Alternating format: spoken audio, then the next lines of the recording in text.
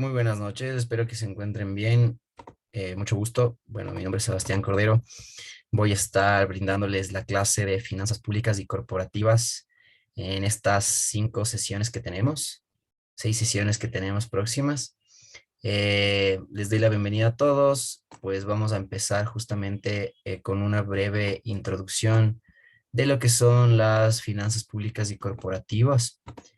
Posteriormente, pues les voy a pedir que en sus justamente ayudar a complementar todos los conocimientos que vamos a ver el día de hoy, ya que es, sin embargo, trataremos de pues ir ahí revisando que todos vayan siguiendo la materia y pues que todos podamos justamente estar alineados. Y justamente ahora la diapositiva de la primera clase y vamos avanzando. Sí, un segundo, por favor.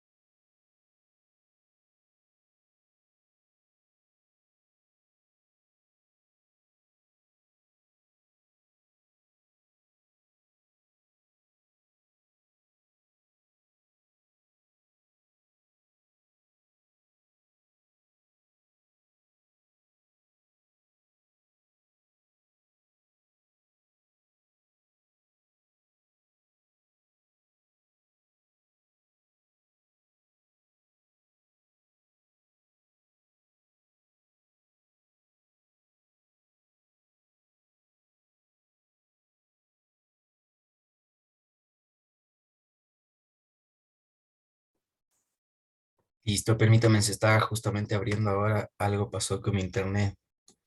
Pero bueno, estos serían los puntos que vamos a ir revisando mientras se abre justamente.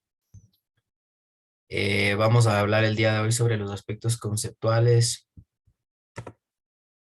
de las finanzas públicas, que pues como ustedes conocen, dentro de la política económica de los países, básicamente encontramos a la política em, abarca diferentes puntos. Vamos a tratar de ver la mayor cantidad de materia en relación a eso. ¿Sí? Entonces, ya se abrió. Vamos a dar TD. Entonces, empezamos con esta frase que habla de que nunca consideres que el estudio como una obligación, sino como una oportunidad para penetrar en el bello y maravilloso mundo del saber, ¿no? Incentivarlos ahí a que puedan leer. Las finanzas públicas en cualquier país del mundo tienen que ver con el funcionamiento del Estado, excepto las cuentas que maneja el Estado en relación a las retribuciones que tenemos nosotros como empresarios, como ciudadanos, y aportamos con un grano de arena para que estas finanzas o valores públicos de las cuentas públicas puedan ser bien manejados por el Estado, donde se involucra el gasto público también como una parte, entendiendo que esto viene justamente de los recursos que antes habíamos hablado, generados por los impuestos en su mayoría. ¿En qué básicamente se enfocan los gastos públicos? Pues depende de los presidentes o depende de la parte política que se esté en turno, pero en su mayoría pues deben estar destinados a mejorar la calidad de vida de los ciudadanos. Entonces, ¿cómo se gestionan? Básicamente es un proceso integral que abarca aspectos de administración de los recursos públicos, la planificación territorial, elaboración y aprobación de presupuestos y el control y la rendición de cuentas de estos presupuestos. Justamente se puede explicar a corto y largo plazo cómo se determina un gasto o cómo se va a financiar ciertos proyectos del Estado con la intención de que se pueda monitorear, más en el caso de los países de Latinoamérica que pues por lo general han estado involucrados en temas de corrupción. Entonces siempre se elabora un presupuesto, que es un documento de política pública, la más importante, diría yo, de los gobiernos, ya que con esto básicamente parten sus proyectos de ser candidatos presidenciables o su calidad de gobernanza, ¿no es cierto? En la cual se traducen todos los objetivos que tiene el gobierno para desarrollar en su mandato, las políticas económicas, los objetivos sociales, programas prioritarios y establecidos en un plan nacional de desarrollo. Entonces, el sector público financiero es el que está involucrado de este tema, donde se clasifica el sector público dentro del público no financiero también, y a las entidades de la seguridad social. Entonces, el marco legal del sistema de gestión pública en el país, pues como principalmente todos sabemos, en manera jerárquica deberemos llevarnos hasta la Constitución de la República del Ecuador. Luego existen planes, ¿no? Como el plan de desarrollo que existía del 2017 hasta el año pasado, el Código Orgánico de Planificación y Finanzas Públicas o su reglamento, el Código Orgánico Monetario y Financiero, y otros marcos legales como es la LOES, la LOCEP, la Ley de Justicia Laboral, entre otras. ¿Cuál es el actuar que tiene el Banco Central, pues, en la administración de esto? Es una administración, pues, que emite moneda en el caso de algunos países y administra de igual forma legalmente la emisión de esto. En última instancia, pues, tanto como el sector privado y público, de alguna forma está vinculado justamente como prestamista. El Banco Central controla los sistemas monetarios, el crediticio también, como fijador de tasas básicas de intereses y el cambio de tasa monetaria, el cambio de tipo, la tasa de cambio, ¿verdad?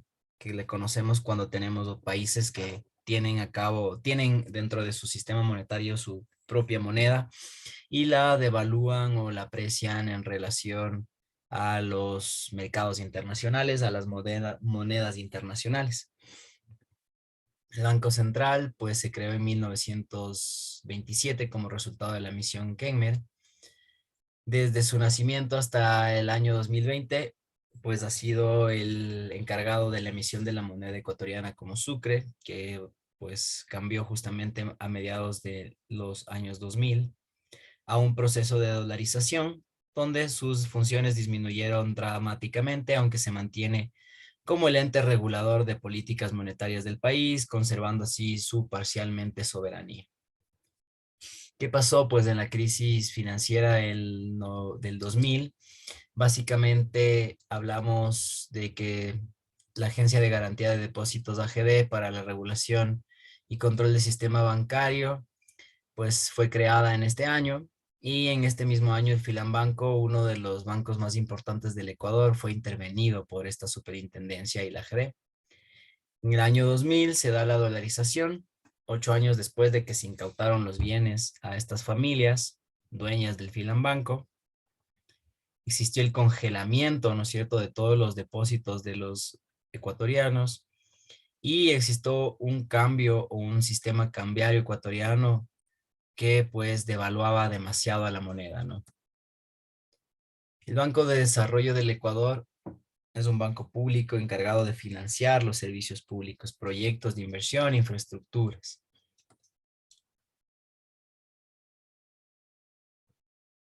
También existe el Ban Ecuador, que desarrolla e impulsa la inclusión de la asociatividad y la mejora de la calidad de vida de los micro, pequeños y medianos empresarios, principalmente de agronegocios, comercios, servicios de sector rural y urbano. Podemos conocer que hasta el año pasado se entregaron 524 millones, ¿no?, para el sector de crédito agropecuario.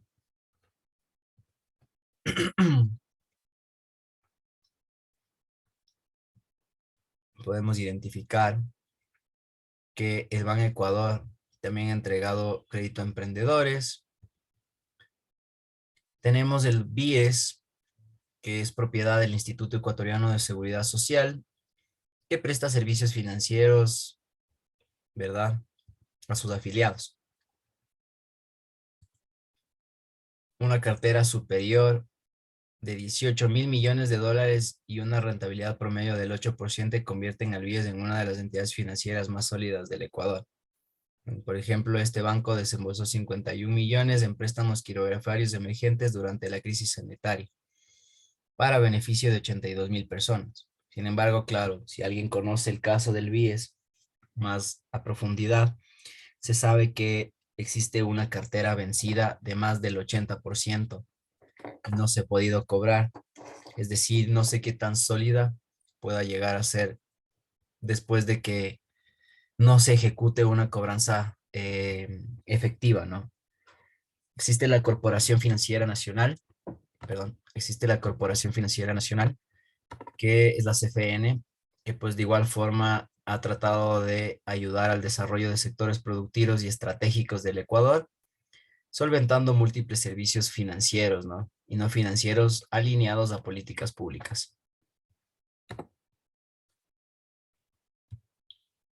Encontremos a la Corporación Nacional de Finanzas Populares y Solidarias, ¿sí? Que opera como básicamente regulando cooperativas de ahorro y crédito, mutualistas, cajas de ahorro y bancos comunales. ¿Sí? La CONAFIPS colocó 75 millones mediante las cooperativas de ahorro y crédito para reactivar el sector de la economía popular y solidaria. El presidente de la República se reunió con los representantes de la banca pública para analizar justamente esta gestión, donde la banca pública ha entregado más de 450 millones de créditos para la reactivación económica del país. El sistema o la industria más fuerte del país, el sistema financiero, ¿no? Permítame un segundo, vamos a cambiar a la siguiente clase. Entonces, encontramos como uno de los formas de manejar a las finanzas públicas, a la política económica y sus instrumentos. ¿Sí? Vamos a ver ahora de qué se trata justamente cada uno de estos.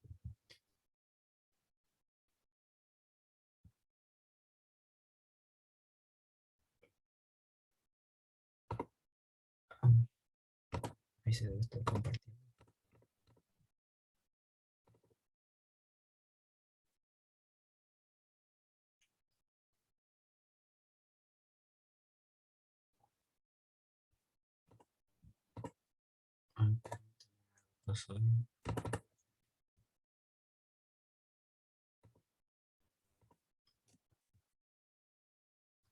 Y entonces, ¿qué es la política económica? Pues son acciones y decisiones que las autoridades de cada país toman dentro del ámbito de la economía. Sí, son intervenciones para controlar la economía del país, ofrecer estabilidad y crecimiento económico, dependiendo de los elementos que se tomen dentro de una política económica dentro de un gobierno. Entonces, es justamente la entidad que lleva a cabo esta política económica. Va a depender de qué sentido tiene, ¿no? Política económica va a depender del modelo que tenga cada país, va a depender de el candidato a gobierno que pues quiera llevar a cabo justamente diferentes tipos de políticas. Existen los instrumentos o medios o formas de actuar del gobierno y los objetivos que se desean alcanzar, que por lo general son los siguientes, ¿no? Conseguir un crecimiento económico sostenible, alcanzar un pleno empleo, o por lo menos eliminar, bajar el índice de desempleo, lograr una estabilidad de precios, distribuir la renta y la riqueza de manera equitativa, mantener equilibrada la balanza de pagos. ¿Cuáles son los tipos de política económica que existen? Pues política fiscal, impuestos, gastos públicos, política monetaria, la cantidad de dinero en circulación, los tipos de intereses, la política exterior, exportaciones, importaciones, inversión extranjera, deuda externa, y política cambiaria, ¿no? Tipo de cambio o las divisas que se generan dentro de un cierto país. La política fiscal, pues, es una política económica que usa el gasto público y los impuestos como una variable para asegurar justamente la economía de un país, ¿no? Entrar en déficit o superávit según convenga este tema. Tenemos los tipos de política fiscal como expansiva, cuando el objetivo es estimular la demanda agregada, especialmente cuando la economía está atravesando un periodo de recesión, ¿sí? Provocar la inflación. ¿Cómo se provoca la inflación? Pues hay algunos mecanismos que tienen los gobiernos para poder hacerlo, como por ejemplo también algunos variables que no tienen que ver también con el gobierno, ¿no? Como guerras a nivel internacional, paralizaciones que provocan una inflación de productos por la escasez de productos, o el simple hecho de que los precios no están controlados, varias situaciones que tienen que ver con la demanda agregada para provocar una inflación, ¿sí? La política fiscal restrictiva, en cambio, tiene como objetivo frenar la demanda agregada, ¿sí? Como por ejemplo cuando la economía está en un periodo excesiva de expansión y tiene necesidad de frenarse por la excesiva inflación, ¿sí? Que se está creando. Esquema de tipo de política fiscal según los objetos que produce sobre la economía y distinguimos entre una política fiscal expansiva, más gasto público, menos impuestos, y una restrictiva, ¿no? Más impuestos y menos gastos públicos. Y como podemos ver, si es que podríamos hablar de gobiernos en el Ecuador, podríamos hablar que existía una política expansiva, ¿no es cierto? Tal vez en un gobierno de Correa, un gobierno socialista, un gobierno progresista, ¿cierto? Que lo que intenta justamente es tener un incremento de gasto público. Sin embargo, eh, no del todo estamos de acuerdo con que se bajaron impuestos en ese sentido, ¿no? Al contrario, se incrementaron impuestos o el cobro de impuestos. En cambio, en una restrictiva se aumentan sí o sí los impuestos. Se trata de afectar en algún punto a la clase media o a la clase alta para poder justamente generar ingresos, pero no gasto público, ¿no? No inversión pública o social. Los presupuestos generales del Estado pues se dividen en gastos, ingresos, los gastos corrientes, inversión en infraestructuras, transferencias subvenciones y dentro de los ingresos pues tenemos cotizaciones sociales, los tributos y otros ingresos que puedan venir, ¿no?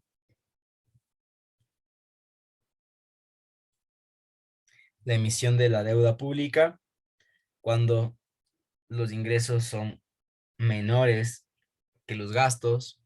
Existe un equilibrio, obviamente, cuando los ingresos son iguales a los gastos. Y existe un superávit cuando mis ingresos son mayores a mis gastos, ¿no? El déficit, pues, puede darse por subida de impuestos, aumento del dinero en circulación, emisión de deuda pública. Vamos a los instrumentos de política fiscal. ¿Cuáles son los que se utilizan? Pues medidas discrecionales como obras públicas, empleo y formación, transferencias, modificación de tipos impositivos y estabilizadores automáticos como impuestos, cotizaciones a la seguridad social, pensiones y desempleo. Vamos ahora a la política monetaria. Entonces, la política monetaria se refiere al conjunto de decisiones que las autoridades encargadas adoptan con el fin de buscar una estabilidad del valor del dinero o de la moneda que forma parte de un país, ¿no? Con la intención de poder evitar desequilibrios en la balanza de pagos y ejercer influencia sobre las tasas de interés e inflación, ¿no? Básicamente tenemos al lado izquierdo a los bancos y al lado derecho a los dineros, de los intereses y a la inflación, ya que la política monetaria, como en conjunto de lo que se vale para regular el dinero, existen mercados, existen variables que pueden justamente generar estos tipos de cambios. La política monetaria, pues, se prevé como manejo de variables como la inflación, la emisión de moneda, funcionamiento del Banco Central, regulación de bancos comerciales, tipos de intereses, protecciones de la reserva de oro y dólares también.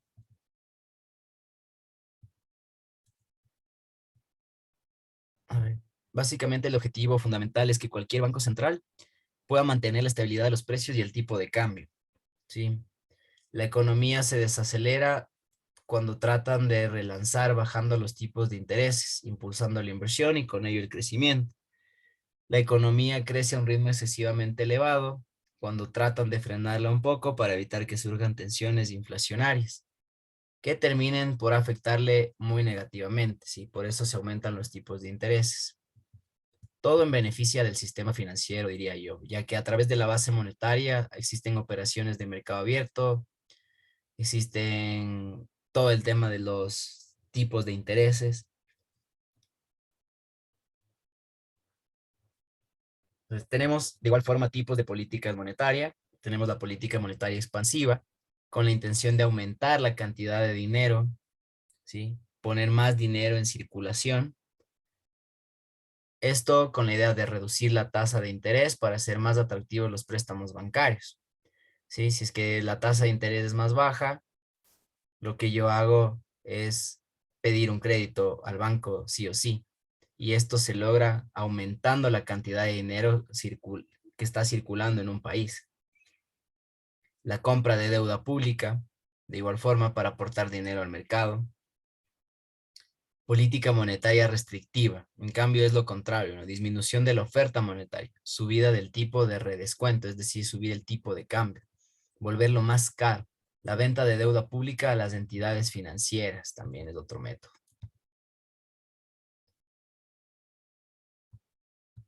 A ver, hablamos de que R es la tasa de interés, OM es la oferta monetaria, E es la tasa de equilibrio y DM es la demanda de dinero. Entonces, se ve como al bajar el tipo de interés de R1 a R2, se pasa a una situación en la que la oferta monetaria es mayor, ¿verdad? Sí. A mayor cantidad de dinero, menor será la tasa de interés. Por lo tanto, aumentan los créditos, afectando la rentabilidad de las inversiones e incrementando el consumo. ¿Sí? Clases ya de microeconomía. Variación de coeficiente de caja. El coeficiente de caja o el encaje bancario, ¿no es cierto? Es aquel porcentaje de los depósitos bancarios que se debe mantener en las reservas guardados sin poder utilizarlo para justamente evitar riesgos o poder manejar ese dinero en algún tipo de eventualidad que tenga un país. Fiscal, política fiscal o monetaria sería la pregunta. La política fiscal, pues, engloba actuaciones que afectan al gasto público, a los impuestos, que impactan en primer lugar al mercado de bienes y servicios, que dentro del mercado de bienes y servicios, pues siempre vamos a estar nosotros, ¿no? Como productores o consumidores. Entonces, netamente salimos afectados. La política monetaria, que suele instrumentar el Banco Central, en cambio incluye afectaciones a la oferta monetaria y que actúan en primer lugar sobre el mercado de dinero, ¿sí? Que es diferente. Veamos un ejemplo de política fiscal restrictiva. Entonces, un aumento de los impuestos hace disminuir la renta disponible por la gente, ¿no es cierto? El salario disponible baja porque tengo que pagar más impuestos, lo que hace que pueda consumir menos o también pueda invertir menos. Entonces, la curva de la demanda de bienes se desplaza hacia abajo.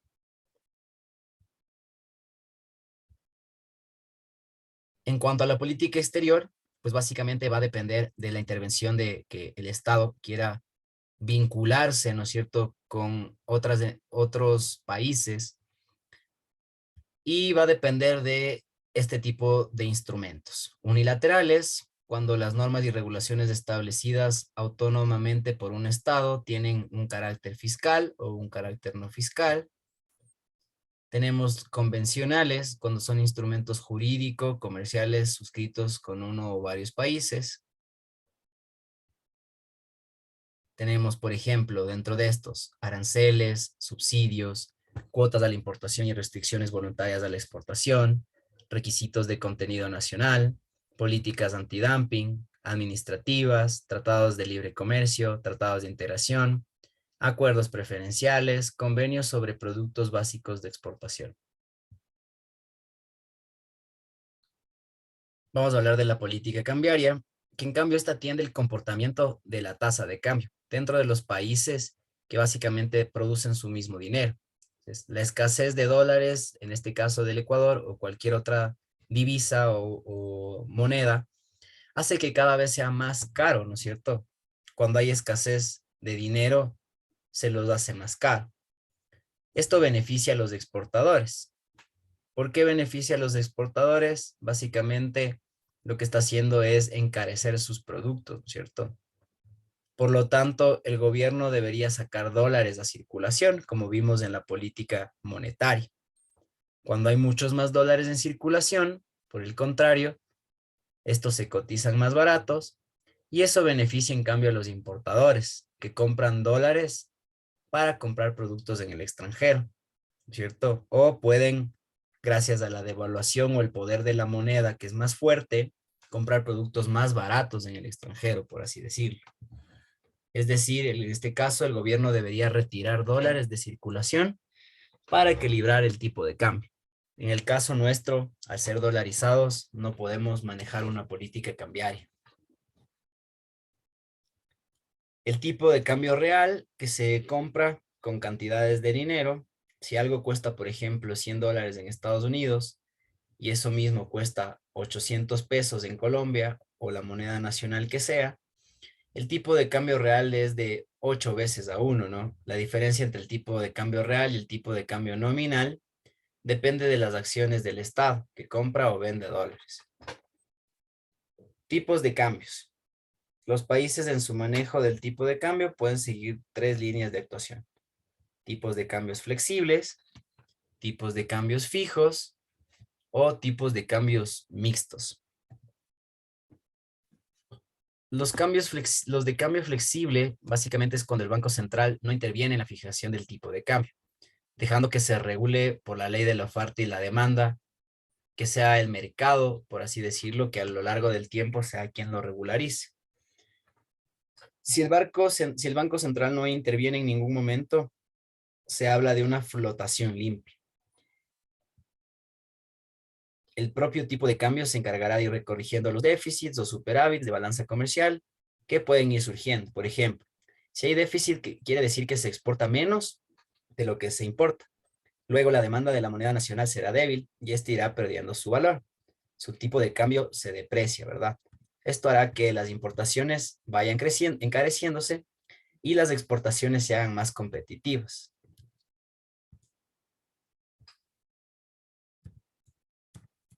En cambio, el cambio fijo es el Banco Central el cual lo determina, se encarga de defenderlo, interviniendo en el mercado, comprando y vendiendo divisas, para lo que utilizará sus reservas.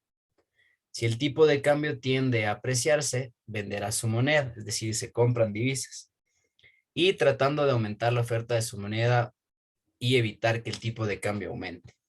Si el tipo de cambio tiene a devaluarse, en cambio comprará su moneda vendiendo divisas para tratar de fortalecer su demanda y evitar que en el tipo de cambio baje, ¿no? Y un tipo de cambio mixto se puede establecer unas bandas dentro de las cuales dejará que su moneda fluctúe libremente, pero si en algún momento el tipo de cambio se acerca peligrosamente a los límites establecidos, debe haber una intervención, ¿sí? Básicamente esa sería la política económica y sus instrumentos. Vamos a hablar un poco más a detalle de estas más adelante igual, ¿sí? Permítame un segundo.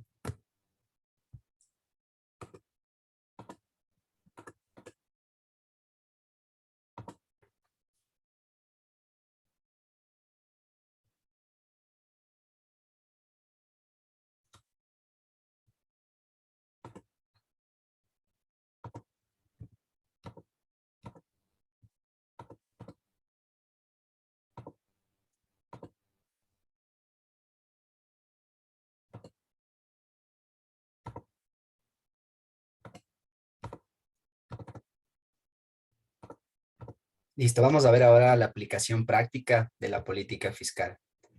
Entonces, como pueden ver aquí un ejercicio. Entonces, en una economía con sector público, tiene la siguiente ecuación de consumo, ¿sí? Siendo el tipo impositivo 0.15, la renta de $195,000 y la transferencia del sector público de 32,000. Entonces hay que determinar el consumo agregado o consumo agregado de esta economía, ¿sí? Entonces la función de consumo básicamente sería 650 más 0.96, que es la propensión marginal al consumo, que mide la parte destinada al consumo cuando la renta se incrementa en una unidad, por la renta disponible, ¿no? Entonces hay que anotar que cuando se trata de una economía con sector público, el consumo total no está en función de la renta total de la economía, sino de la renta disponible. Es decir, que queda a los agentes económicos o la economía doméstica después de restar la renta total de lo que estas familias pagan por impuestos y sumar las transferencias que realizan en el sector público.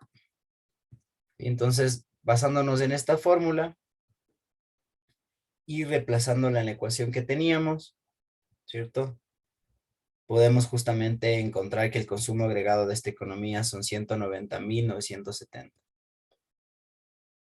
¿Sí? Así vamos a poder encontrar básicamente la renta de equilibrio en varias opciones, ¿no? Son algunos ejemplos que les pido que luego puedan revisarlo detenidamente.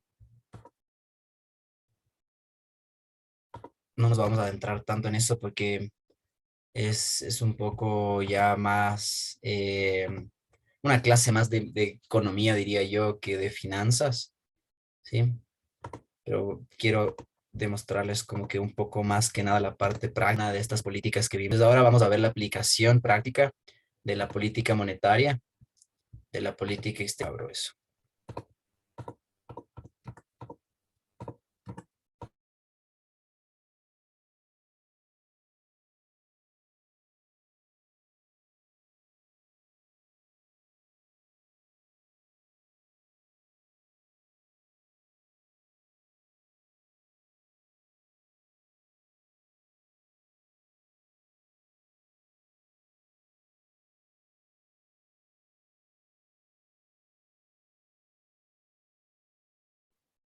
Entonces, por ejemplo, la política monetaria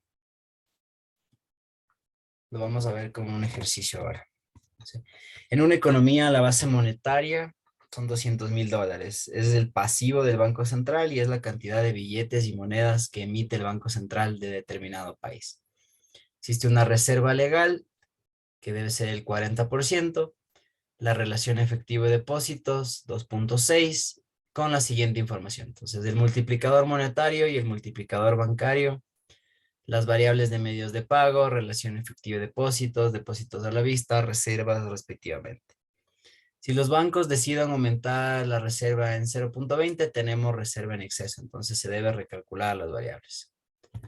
Sí, esto que estamos viendo acá.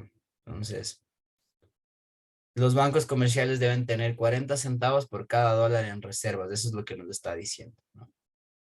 El Banco Central exige a los bancos comerciales un coeficiente mínimo de 40% de reservas, eh, que deben mantener en relación a los depósitos que los particulares, como cada uno de nosotros, realiza, ¿sí? ¿Para qué va a servir eso? Justamente para luego emplearlo en estas fórmulas ya un poco más económicas, detalladas, que lo que nos dicen justamente es poder interpretar los depósitos que se han recibido, los efectivos que cuentan justamente los agentes económicos y con eso poder justamente calcular una reserva en cada uno de estos bancos que nos ayuden a poder entender el desarrollo del tipo de cambio, ¿no? Entonces, básicamente igual son algunos ejercicios que son muy, muy económicos, desde el lado ya económico, con fórmulas y todo, ¿no? Entonces, esto tampoco lo vamos a revisar muy a profundidad, solamente para que lo puedan revisar. Tenemos, Consulta, esos ejercicios y el planteamiento de las fórmulas van implícitas o son parte de una de las tareas de la primera o no, no creo. pregunta. No, no creo que vaya a tomar nada práctico, porque ya son temas que involucran economía. Tal vez más adelante vamos a ver si es que podemos hacer algo un poco práctico en relación a finanzas corporativas más que finanzas públicas. Ajá. Sí, así que Ok, no, no, listo. no se preocupen. Ajá, listo. A ver, vamos a ver ahora, permítame un segundo, un ejemplo de política exterior.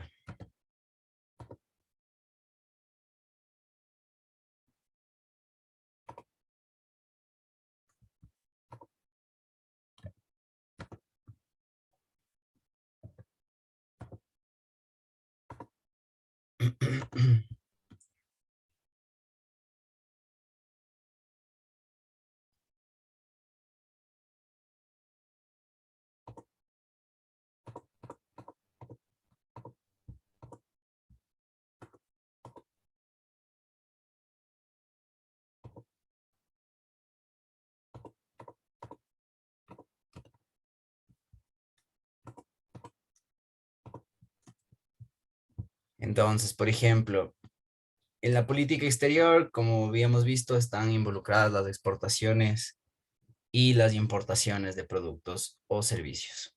Entonces, con la idea justamente de poder equilibrar la balanza de pagos, que son las transacciones que realiza un país con el resto del mundo en un periodo determinado, donde pues existe crédito, el registro se basa en los principios de contabilidad y especialidad de la doble partida y existe el débito, ¿no? Toda transacción tiene dos movimientos, un débito y un crédito, básicamente lo que sale versus lo que ingresa, ¿no? Entonces, para mantener esta estructura de la balanza de pagos, de igual forma están los ingresos y gastos, ¿no es cierto?, por las exportaciones e importaciones, y de igual forma la variación neta de pasivos y variación netas de los activos que puedan darse en estas actividades. Entonces existe una balanza por cuenta corriente, la balanza comercial, sí, intercambio de bienes, en cambio tenemos los servicios, las rentas, transferencias corrientes, tenemos la balanza de capital, donde están las inversiones directas, inversiones de cartera, otras inversiones derivados justamente del tema financiero. Movimientos netos de reserva y errores y omisiones. ¿Sí? Tenemos dentro de la balanza de pagos también la entrada de divisas y la salida de divisas. Dentro de la entrada de divisas, una balanza de cuenta corriente, balanza de capital y de salida de divisas, balanza financiera. Entonces,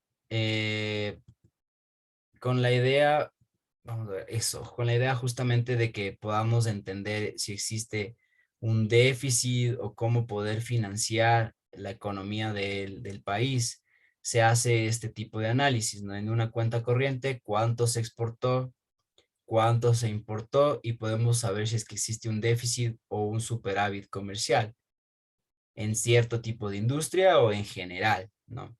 Servicios, transferencias, y con eso podemos encontrar un déficit o un superávit de una cuenta corriente. Entonces, cómo puede esta economía financiar su déficit en cuenta corriente? Esto, tenemos cuentas de capitales, ¿sí? Como ven ahí. A pesar del superávit de la cuenta de capital, no se ha logrado financiar el déficit de la cuenta corriente. ¿Por qué seguimos teniendo un déficit de 1.000 millones, vamos, ¿no es cierto? Entonces, ¿qué ocurre con esto? Pues, el Banco Central emplea sus reservas, ¿cierto? Para poder mitigar esto. Pero ¿qué habría si en enero justamente hubieran sido estas reservas monetarias de 1.200 millones? ¿Sí? Permitirían cubrir los 1.000, sin embargo, le habría quedado al banco reservas muy pequeñas, no solamente de 200 millones de dólares. Esto le va a indicar a los diferentes actores económicos que las divisas de la moneda extranjera es muy escasa y probablemente esto se refleja en las fuertes presiones para que la moneda se devalúe. De ahí la importancia de que los países mantengan un nivel de reservas adecuados, ¿no? Lo mismo vamos a ver en estos otros ejemplos, sin embargo, con un poco más de cuentas, ¿no? Inversiones del país en el extranjero, inversiones del extranjero en el país. Si cada cuenta tiene su contraparte, la importación y exportación, transferencias del exterior, transferencias recibidas del extranjero, transferencias pagadas del extranjero, etcétera, ¿no? Primero, para hallar los saldos, identificamos ingresos y salidas de dinero. Los ingresos con color azul y las salidas con color rojo, como podemos ver acá. Luego calculamos los saldos de las balanzas, ¿no? Los ingresos menos los egresos. Balanza comercial, de servicios, de rentas, de etcétera, ¿no? Como para poder identificar los saldos. Sumamos todos los ingresos, todas las salidas y tenemos cuál es el saldo de la balanza por cuenta corriente. En este caso, el saldo es negativo. De la misma forma, podemos elaborar la balanza de capital y las otras, ¿verdad? Entonces, por tercer lugar, conocemos que la suma de las tres grandes balanzas, balanza cuenta corriente más balanza de capitales más balanza financiera, debe ser igual a cero. Tenemos hasta el momento la información de la balanza por cuenta corriente, que es de saldo negativo, la balanza de capital, que es de saldo positivo, pero también sabemos que la suma de la balanza por cuenta corriente, la balanza de capital y la balanza financiera debe ser cero. Entonces, si ya tengo esta información, solamente igualo con la intención de poder luego analizar, ¿no es cierto? De poder luego encontrar la fórmula sobre la base de esto, ¿no? Tenemos este valor, pero no tenemos la balanza financiera, despejamos básicamente, ¿sí? Y encontramos el valor. O sea, si se conoce el saldo de la cuenta financiera, se calcula sumando las subbalanzas, ¿no? Que las compone. En este caso, el saldo de inversiones más el saldo de reservas. Ya también teníamos esa información. Sí, esto básicamente es lo que va haciendo el Banco Central. Con los gráficos alguna vez seguramente se han metido a revisar y no entienden de qué se trataba un poco, pues ahora sabemos más o menos de qué se trata, ¿no? Con qué fin, cuál es el fin de que el Banco Central pues tome en cuenta justamente este tipo de cuentas y pues es la idea de poder revisar la balanza de pagos y qué se puede hacer en relación a eso para poder realizar o mantener un equilibrio de las importaciones y exportaciones que se traducen justamente en el ingreso o salida de divisas, ¿no? Básicamente eso sería en el lado eh, de este tema de las políticas. Déjenme revisar, creo que me quedó una más por ver. No, ya, chévere. Nos vamos a quedar ahí, vamos a revisar que básicamente ya compone conceptos de las finanzas corporativas, ¿no? Ahora, hemos visto en un primer análisis o en un primer punto las cuentas financieras, ¿no es cierto? Que se manejan básicamente por la entidad más importante, en este caso, por así decirlo, que sería el Banco Central, pero que depende de las políticas que determine un gobierno, tanto fiscal, monetaria, cambiaria, de exterior. Por eso las agendas de cada uno de los gobiernos se vuelve bastante importante que pueda ser comunicada en un idioma que todos podamos entender, ¿no es cierto? La política fiscal, monetaria, exterior se vuelve muy complicado para gente que no maneja ni siquiera un léxico de qué es no sé, algo financiero o algo contable dentro de una empresa misma. Entonces, por eso es muy importante poder principalmente identificar cómo se maneja un país para luego posteriormente también en algún punto nosotros trabajar como empresas alineadas a este tipo de regulaciones, alineados a este tipo de parámetros que nos ayuden justamente a manejar las finanzas corporativas de una mejor forma, ¿no? Si sé que el tipo de cambio va a subir y yo me dedico a la importación o exportación de productos, tengo que tomar en cuenta para poder estructurar mis financiamientos, mis activos, mis pasivos o las cuentas por cobrar o pagar que tenga, ¿no? Es decir, si es que tengo una política de exterior que me habla de que se van a tratar muchos tratados de libre comercio, debo tener en cuenta eso, si soy competitivo en mi sector o nacionalmente, internacionalmente, y bueno, en nuestro caso no existe política monetaria por el hecho de que somos un país dolarizado, pero aún así, en algún punto las divisas son un tema de afectación, ¿no es cierto? Positivo, en nuestro caso diría yo, ya que al tener muchos emigrantes por el país, por fuera del país, lo que se traduce es que hay mucho ingreso de dinero de por fuera, ¿no? De nuestros inmigrantes, lo cual ha ayudado, de hecho, en algún punto creo que se financian muchas familias sobre la base de eso, ¿no? Eso como para terminar ese sentido. Lo que vamos a ver desde la próxima clase es un poco ya el tema de las finanzas corporativas, ¿no es cierto? Vamos a encontrar la definición de las finanzas, el objetivo y características, los campos de actuación, ¿no? Que se dividen en dos, básicamente, el capital de trabajo y la estructura del capital. Dentro del capital de trabajo, pues sabemos que podemos contar con efectivo o la caja, las cuentas por cobrar, los inventarios o pasivos a corto plazo, ¿no? Endeudamiento a corto plazo. Y la estructura del capital encontramos que hay un activo de largo plazo, que es tangible o intangible, y el financiamiento de largo plazo, ¿no? Que igual puede ser pasivo a largo plazo o capital contable. ¿Sí? ¿Qué son las finanzas corporativas? Pues es la parte de las finanzas relacionadas con la obtención y aplicación de los recursos en una empresa. se relacionan con la generación de valor empresarial, también con la obtención de máximos beneficios para todos sus participantes y se sitúan dentro de la gestión de riesgo empresarial. ¿Sí? ¿Cuáles son sus objetivos? Maximizar los beneficios de la empresa, de los negocios, aplicar en el desarrollo de proyectos de inversión, ¿verdad? Conocer si es que se pueden realizar estos proyectos o desarrollos de inversión. En cuanto a decisiones financieras, también está el financiamiento. Si es que yo debo financiar mi empresa con fuentes externas, con fuentes internas, o netamente direcciones directivas, ¿no? De los dueños de la empresa que muchas de las veces tratan de solventar los problemas que tienen las empresas tomando justamente estrategias que tienen que ver con las finanzas. Los campos de aplicación de las finanzas públicas, pues hablan de que el capital de trabajo tiene que ver con los recursos con los que cuenta una empresa para llevar a cabo su funcionamiento.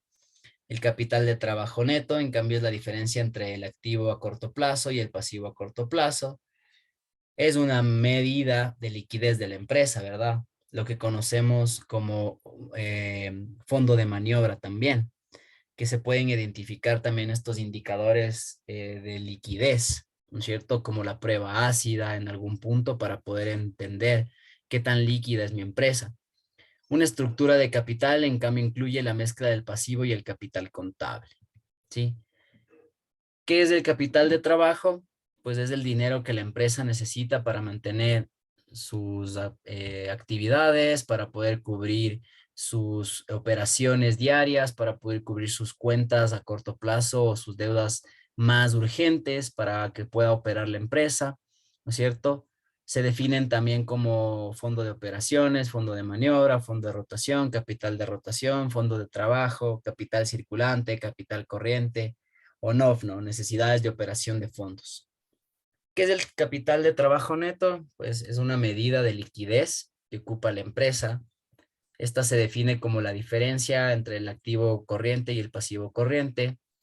Y este resultado es lo que tiene disponible en recursos la empresa una vez que haya pagado justamente sus deudas a corto plazo y con esto poder enfrentar las actividades o las operaciones normales de la empresa, ¿no? Diferencia entre el capital de trabajo y el capital de trabajo neto no es lo mismo, ¿no? El capital de trabajo son los recursos, el dinero con que cuentan las empresas para sus operaciones del día a día. En cambio, el capital de trabajo neto es una medida de liquidez que nos indica cuánto dinero en efectivo nos queda luego de pagar todas las deudas a corto plazo, ¿sí? Sabemos que los estados financieros, pues justamente cuentan con activos, pasivos, patrimonio, en los cuales cada uno de estos cuenta con varias, o están conformados por varias cuentas, ¿no es cierto? Pero la intención básicamente en este punto es encontrar el capital neto de trabajo de una empresa, ¿no es cierto? Que sería en el año 2019 o en el año 2020, más bien dicho, creo que está tomando este ejemplo, nuestro activo corriente son de 4.410.883 y desea que restemos nuestros pasivos corrientes, ¿no? 3.558.567, dándonos un valor de 852.000. El capital de trabajo está integrado por fondos de inventario, fondo para planilla, fondos para gastos fijos, fondos para producción. Y debe estar completo para reinvertirse mensualmente, ¿sí? Es decir, si es que no cuento con este dinero, mi empresa o tiene que financiarse con fuentes externas para poder seguir avanzando en los procesos de producción, o sí, y si es que no, si es que este valor es negativo, básicamente estoy trabajando de manera ineficiente, tal vez los activos que yo tengo, ¿no? Por ejemplo, dice el cálculo de capital de trabajo en esta empresa. Entonces dice que para poder realizar zapatos, necesitan inventarios de zapatos para la venta, sueldo de un empleado, uno, dos, el sueldo de la tienda, la energía eléctrica mensual en promedio, teléfono, publicidad y gastos de limpieza. Así, esta empresa básicamente se dedica a la venta de zapatos. ¿sí? Entonces tenemos los costos unitarios y la cantidad del que cada uno tengo que invertir. Es decir, mensualmente yo necesito $3,725 para mantener operativa mi empresa, ¿sí? Si es que voy justamente a mi balance general, pues ahí tengo una caja de 1,700, un inventario de 2,000. Es decir, sí, si es que tengo un inventario de 2,000, puedo decir que el costo de venta de 20 unidades fueron de 2,000, ¿no es cierto? Ganancia bruta, es decir, las ventas menos los costos de ventas en un estado de resultados. Resto los gastos de operación, que básicamente es todo lo que yo tuve que invertir para poder lograr la venta, hasta tener una utilidad neta o una ganancia neta, ¿verdad? Sí, eso básicamente ahí nos vamos a quedar para no seguir avanzando, pero todo tiene una razón de ser, ¿no? Tiene una medición, tiene una intención de poder controlar, o vamos a terminar de una vez esto, ¿sí? Que nos lleva a una estructura de capital. Entonces, el balance financiero está compuesto por la estructura de inversiones que corresponden el lado izquierdo y la estructura del capital el lado derecho. La estructura de inversión genera flujo, rendimientos y entonces entendemos por esto que es la forma en que la empresa obtiene financiamiento. Y en cambio sabemos que el financiamiento viene de dos fuentes, ¿no? Interna o externa. Pueden ser pasivos a corto plazo o largo plazo. Internamente, valor de capital de los accionistas o aportes propios, y externo, banca o algunas instituciones financieras que brindan créditos, ¿no es cierto?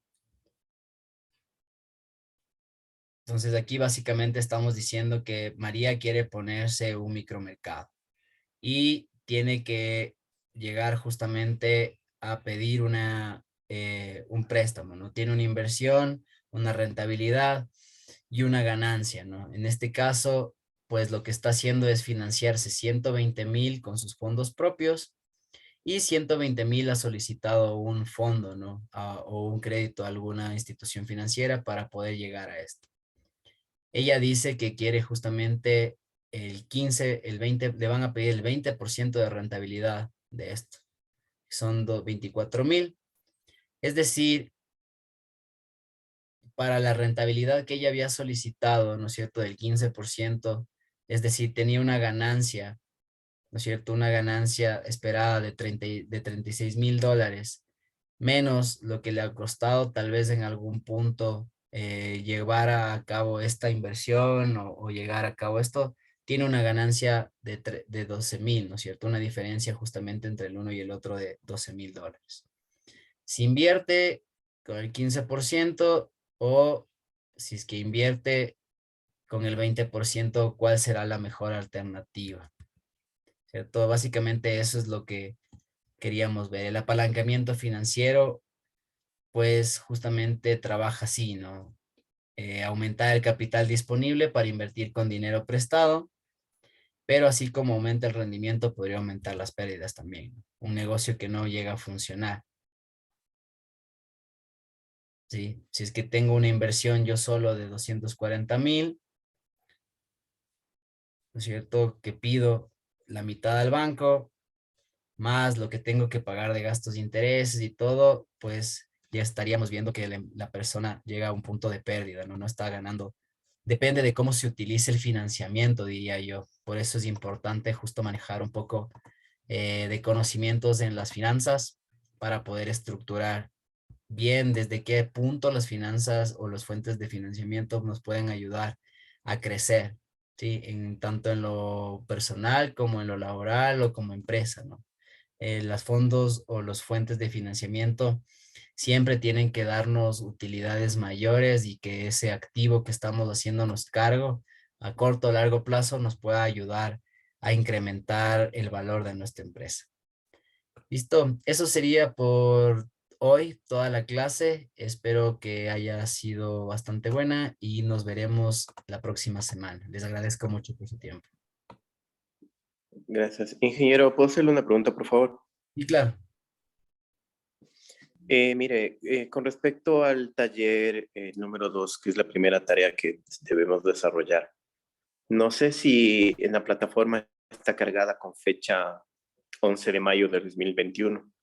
El planteamiento dice así: los estudiantes deberán realizar un taller sobre los objetivos del Plan Nacional de Desarrollo o la Ley de Ordenamiento de las Finanzas Públicas o la Ley de la Defensa de la Dolarización. Esto debe ser por uno de los tres temas que se va a elegir y realizar el taller del mismo. No sé, el deber lo vamos a desarrollar, este que está, para mi modo de ver, es un poco antiguo, no sé si se va a actualizar o tenemos que Correcto. desarrollar este deber. No, no, no, no. A ver, chicos, y ahí sí me acabas de hacerme dar cuenta de esto porque no tenía idea. Lo que me han pedido básicamente a mí es que yo vuelva a replantear estos talleres, estas tareas y estaba esperando enviar hasta el día de mañana todo esto. Entonces, esta tarea no la tomen en cuenta porque imagino que es de un curso pasado, de un... Sí, son ya de un año, o sea, son 2 semestres. Exactamente, exactamente. Entonces, si no lo tomen en cuenta, yo les voy a volver a cargar y a subir todas las nuevas actividades que vamos a desarrollar. Así que esperaría que... Las tres tareas, porque las tres están cargadas las ideas. Exactamente, sí. ¿Cuáles son los que no hay que tomar en cuenta? ¿Perdón? Las tres. ¿Cuáles son los que no hay que tomar en cuenta?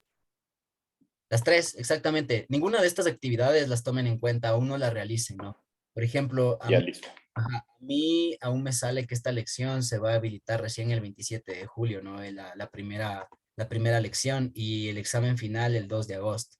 Entonces, lo que me habían pedido básicamente es enviarles las materias o los tareas Las hasta tareas. la semana, ajá, para que ellos los puedan subir y ustedes puedan identificar. Sí, entonces voy a tratar de que eso sea hasta el día de mañana para que ustedes puedan ya visualizar las actividades que sí van a ser parte de esta clase y así ya las puedan ir desarrollando, ¿sí? Chévere. Me parece bien. Gracias. Listo. Muchísimas gracias a todos. Que tengan una buena tarde. Una buena noche. Hasta mañana. Muchas gracias.